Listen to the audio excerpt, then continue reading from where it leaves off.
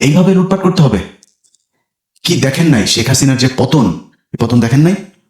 এই পতনের পরে আপনি কোন আশায় আবার ফের নতুন করে এগুলো শুরু করেছেন? আপনারা কি মনে করেন এগুলোর বিচার হবে না? এগুলো এমনি পার পেয়ে যাবেন? কিছু কিছু ডিসি, পুলিশ, এসপি, এদের ভাবসাব দেখলে মনে হয় যেন 5 আগস্ট এরা নিজের চোখে দেখে নাই।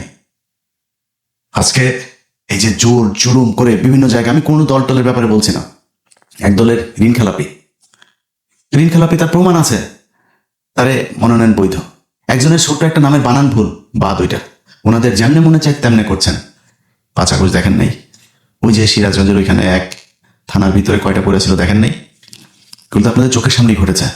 তো আপনারা যদি মনে করেন যে সামনে যারা ক্ষমতায় আসবেন তারা আরেক শেখ হাসিনা হয়ে যাবেন, বাংলাদেশের মানুষ এটা খুব সহজভাবে মেনে নেবে না, এবং মানুষ এখন মানবেও না। এত ক্ষমতাশালী না, মানে হাসিনার পিছনে সারা পৃথিবী ছিল, এটা সত্যি কথা। এই যে মানুষ যে আলেমদেরকে মারতো না, মেরে মেরে মেরে মেরে তারপরে এই দেশটাকে বানানো হয়েছে একটা জঙ্গি রাষ্ট্র।